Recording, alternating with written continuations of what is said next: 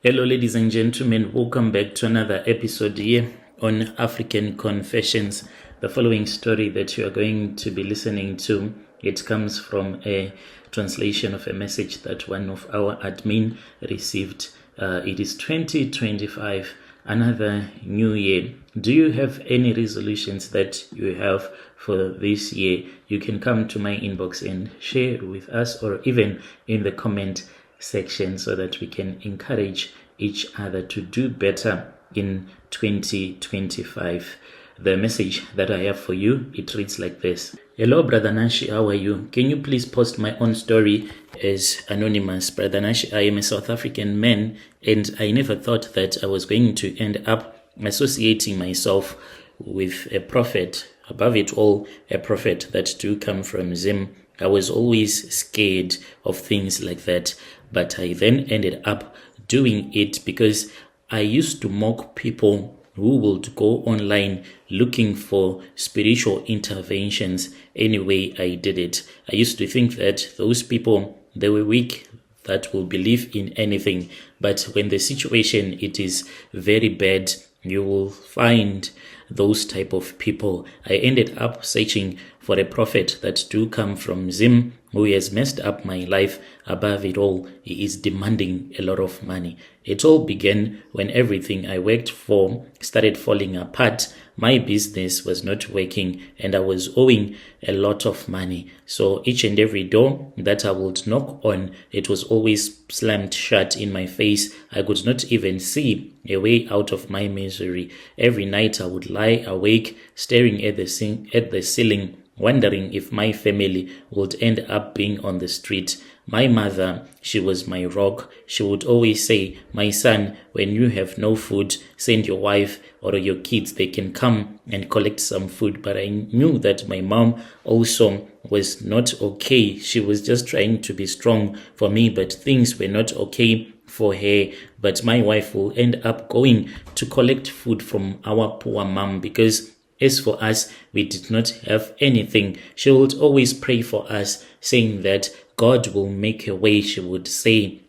But I could not believe it anymore. It is hard to believe that God is going to provide for you when you have gone to bed hungry. I needed something. I needed a quick fix. I used to go around looking. There are those people that give you these papers, those flyers when you are walking in town, and those people that will tell you that they know how to make quick money. I had tried it once until a friend of mine suggested that if I could get a prophet, a powerful prophet that do come from Zim, maybe things were going to be okay for me. So, Brother Nashi, that was when I decided to speak with one prophet, in which I did, that had been recommended to me by one of my friends. So this friend of mine, there was a period where he had fought with his own wife and he was assisted by a Zim prophet, that same man. So I went there with the full confidence, because I knew that this man, he knew what he was doing. And when I went there, he told me that it was a small task. He said that my father was the one who was causing this bad luck, because he did not do a traditional ceremony for me, since he had impregnated my mother. And my father, he had another wife, so he did not do a ceremony to let his ancestors know that he had a child. So my ancestors had forgotten me, and them forgetting me, this was causing all of these problems that I was having in my life. That was the first day that I saw that the spiritual world, it is very real. This man, even though he could not speak fluent my language, which is isiZulu, at that time when my ancestors possessed his body, he started to speak fluently, and he was saying that my ancestors, they were saying they do not know me at all. Who was I? They could sense that I was their blood, but since there was no ceremony that was done, they could not help me in life. All that I was left with was just bad luck. Brother Nashi, he then told me to find for my father, which was going to be very difficult because I never knew the man. I explained it to him, and he said that the things of the spirit, they are quite complicated. You cannot tell your ancestors that you do not know where your father is. It is your duty to perform a ritual sacrifice to ask for their forgiveness. You have to bury an animal live. You do not have to kill it first. Bury it in the middle of the night when it is a full moon night. That is going to appease them and open the doors of your blessings. And I said, what kind of an animal? He said, at least if you can get a goat. But if you can't, you have to buy 10 chickens. All of them, you have to bury them alive. You do not have to slaughter them. Do you understand me? And I then said, yes, I do understand. But there were other things that he spoke of that I could not understand. All that I was looking at were the blessings that my ancestors were going to pour upon my life after I would have done these rituals. That night I went home. I had a little bit of money that I had borrowed from my friend, and then I used that to buy those chickens. At the same time, my wife was not supposed to know that this is what I was about to do. I woke up. It was on a full moon night when I did this, and then slowly I started digging and digging. During the day, I had poured some water, a lot of it, so that the earth will be easy for me to dig it up. After I was done, that was when I saw my mother. Do you know that when a person has passed away, that person will immediately know that this is what has happened to me. This is the person that has killed me. So in the moment that I had bought those chickens, I was buying the life of my own mother. The moment that I was burying these chickens alive, I was killing my own mother. Mama, she's gone. When I saw her, I knew that she was dead. By the time that I returned back indoors, I saw that my wife was crying. She was shaking. She was still speaking on the phone, and she was shaking. When she saw me, she tried to wipe away her tears, but the hurt that was inside her heart betrayed her, and she said to me, what are we going to do? We do not even have a single cent. I said, what is wrong? That was when she started crying. She kept on crying, and I heard that there was someone on the other side of the phone. Even though I knew that my mom was dead, I picked up the call, pretended as if I knew nothing. My heart stopped when one of my cousin brother told me that it was my mother. My mother had passed away. Just like that, she had died. And after I had been told that my mom had passed away, I screamed as if I was screaming in pain, but it was joy. Yes, it might sound cruel, but that is what this evil prophet from a foreign country had said to me. Scream, scream, and this is what is going to give you good luck. I screamed as if I was hurt. We went and we attended my mother's funeral. We buried her, and after that, I then started to see my mother. I usually see her when I am at work in my office. I am even scared to close the door to my office, because when I do that, she appears to me and she say, confess, my son, confess that you killed me. Sometimes she can just come and stand outside of the window, and then when I look outside, I will see her and she will say, my spirit is restless. You know what you did. You must perform a ritual for me. So I have since spoken with this prophet so much that we have almost fought about this issue. He is saying that now I have to buy a goat. And in terms of luck, it just happened, about a week after she passed away, I had good luck. I was on Betway, and whilst I was playing with only 200 rand that I had, I ended up winning 6,800 rands. That is what I won. But was it worth my mother's life? No, it was not. From there on, no, I'm just living the same life that I used to live before. So now I got a job, I am working, but my life is not going anywhere fast like the way that I wanted it to. I am scared to fight with this man because he showed me how powerful he is. Right now, Brother Nashi, I am looking for help from your people, from your country. Please assist. Dear listeners, right there was a message that was sent to me by one of our admin who helped us with this translation. So there is another issue. There is one brother who was saying, I think, if I remember very well, maybe he was staying in Tembisa. He comes from Zim. So this brother of ours, I am asking for your help on his behalf. So the first story that he came with to me, he said that he went to Mozambique. He had 2 spaza shops. So he went to Mozambique.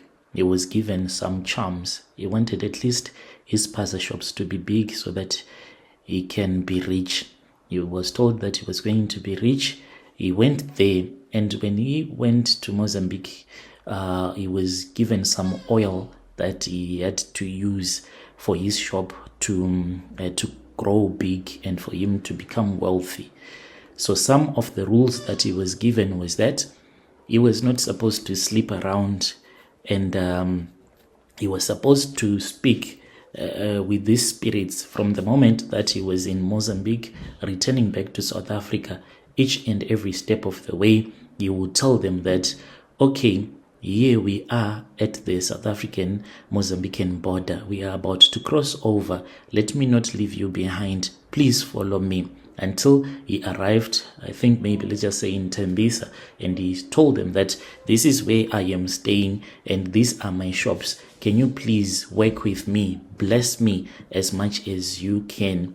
He used this oil until he saw that no, things were not working at all. And at that time when he spoke with me, he told me that the wife was sick. She was, I think, the one that was supposed to die, but she was going to some prophets. Even when he called me, he told me that he was at a prophet's house trying to get these things destroyed. He even recorded the prophecies that he was being given.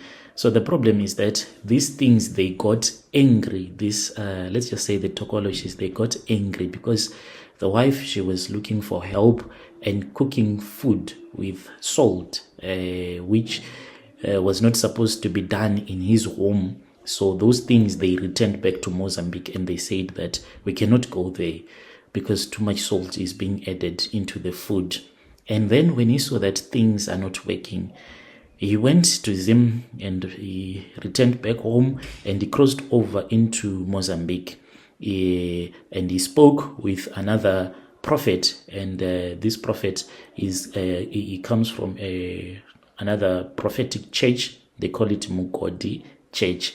And he spoke with that prophet and he said that these are the things that were given to me. The prophet then said, well, give me and let us burn those charms. So they burned the charms, in which I told him yesterday that those charms were not supposed to be burnt, because sometimes when a person dies, they can take the human fat and then they can use that oil. So if you just burn it, then it means that it will be difficult for you to correct the things that you would have done wrong, because it is important for those things to be returned back to the original owner. So that was the mistake that they did.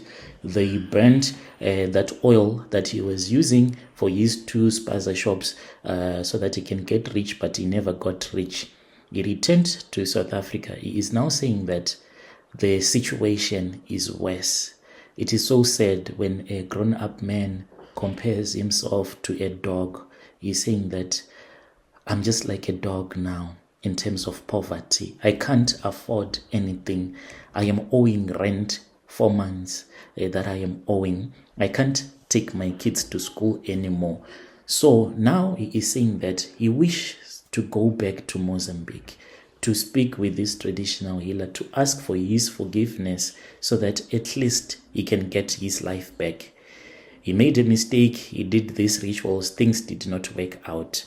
He wants to go back. So he was saying that if I can get anyone who can help me with money, if you know how much it is to go to Mozambique from South Africa, you can tell us in the comment section. I forgot the village. He told me the village that he went to in Mozambique, where he met with this traditional healer. So if you know how much it is going to cost him, he said that I don't need anything else, no money for food, nothing, just the money for taxi from South Africa to the Mozambican border, and from the Mozambican border to that village, and to come back, so that I can ask for his forgiveness if he needs something from me, if there is anything else that needs to be done to pay him back, so that I can get my life back together. Because even if you want to give your life to Christ, but those things that you took, once you do these rituals, you need to return them back. Without returning them back, it is going to be very difficult. So if there is anyone who wants to assist him, you can come to my inbox, then I can give you his phone numbers so that he can at least help himself by going back to ask for forgiveness and to get his life back. Let us talk about that issue in the comment section. Those are the dangers of becoming a ritualist. If it does not work, you will suffer more than the way that you used to suffer. And when I posted that story, there was another man also that is from Zim who immediately contacted me, and he said, Brother Nashi, I came to Harare from a village and I was suffering a lot. I said, let me just try something new. Let me go to this Malawian witch doctor. He said that he went there, and when he went there, he was given some charms. He did not make money. He suffered for 4 good years. He said that I saw things that were like coming out of a horror movie. I was the only one who could see those things, and the poverty that struck me at that time. He's saying that even his story is here on YouTube. He had to go to the head office of the Traditional Healers Association to just ask them if they can help him.